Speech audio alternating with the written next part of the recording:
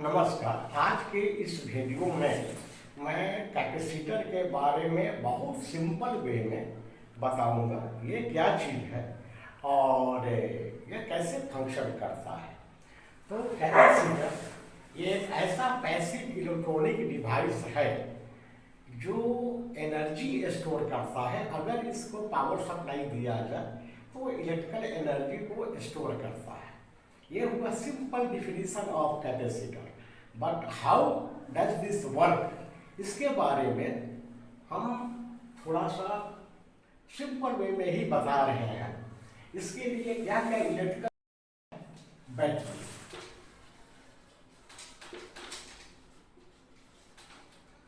दूसरा है की स्विच। के स्विच मतलब सिंपल स्विच हुआ जिसको क्लोज और स्टॉप कर सकते हैं। तीसरा है गैल्वेनोमीटर।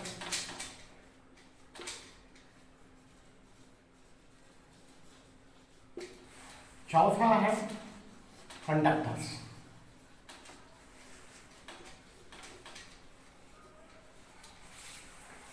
इन सामानों के साथ हम इलेक्ट्रिकल सर्किट तैयार करते हैं। पहले यहां पर हो गया बैटरी,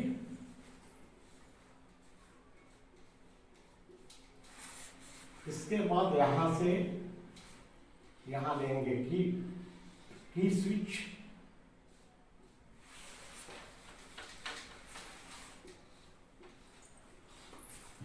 उसके बाद गैल्वेनोमीटर, इसके बाद यहां पर दो पैरेलल कंडक्टर्स हैं।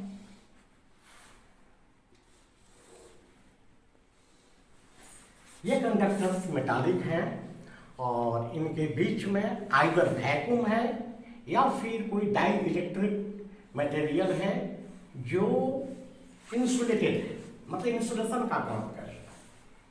तो ये कैसे फंक्शन कर रहा है, ये कंडक्टर्स में जैसे ही इसका पॉजिटिव टर्मिनल स्विच किए को क्लोज करने के बाद भेजते हैं, तो इस गैल्वेनोमीटर में डिफ्लेक्शन शो करता है, मतलब एम्पियर का फ्लो हुआ। बट जैसे ही ये चार्ज हो, जैसे ही इधर से पावर गया, इसका जो फ्री इलेक्ट्रॉन्स है उसको इसका पॉजिटिव टर्मिनल अपनी तरफ अट्रैक्ट करता है और अट्रैक्ट करने के बाद जो इसका इलेक्ट्रोलाइट है बैटरी का, उसके थ्रू ये निगेटिव पॉइंट पर यहाँ पर वो इलेक्ट्रॉन्स आते हैं और यहाँ पर ये जो अदर इलेक्ट्रॉन्स है उसको रिपेल करके ये कंडक्टर बी में भेजता है। इस तरह जब ये रिपेल करके इलेक्ट्रॉन्स को बी में भेजता है और ये कंडक्टर ए से इलेक्ट्रॉन को अट्रैक्ट किया है, तो नेचुरली जो ए हुआ, कंडक्टर ए हुआ, वो पॉजिटिवली चार्ज हो गया और बी जो है वो निगेटिवली चार्ज हो गया। इस तरह चार्ज होने के बाद दोनों के बीच में पोटेंशियल डिफरेंस के चलते इलेक्ट्रिक फील्ड बनेगा।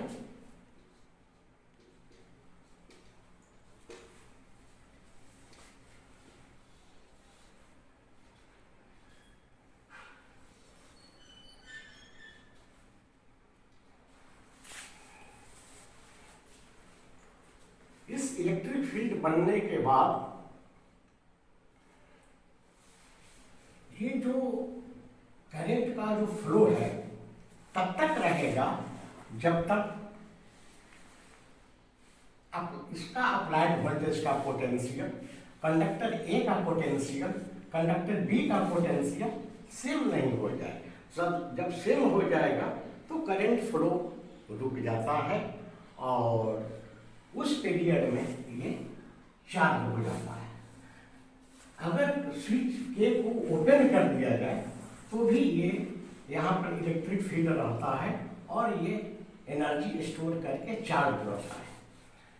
लेकिन अगर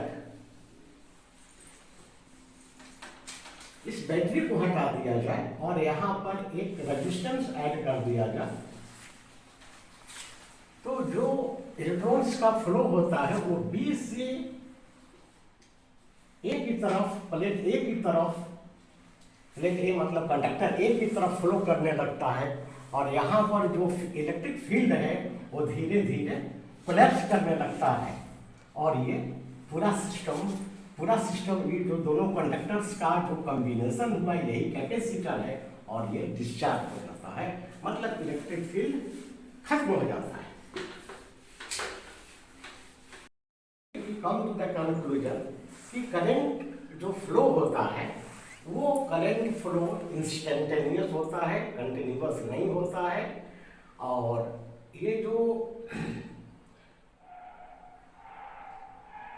ये कंडक्टर का जो बीच में जो कोई इंसुलेटिंग मटेरियल या कंडक्टर का जो साइज उस पर भी डिपेंड करता है। अगर टोटल चार्ज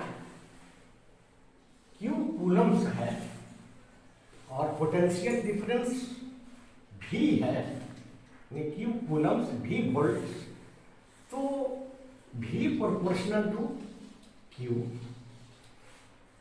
और क्यू इक्वल टू सी भी।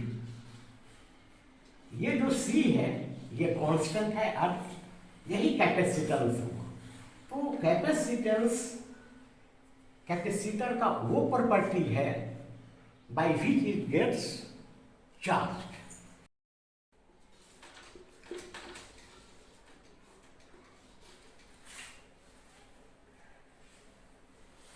अगर Q 1 कूलम हो, V 1 वोल्ट हो, तो C जो आएगा वो 1 फैराड होगा।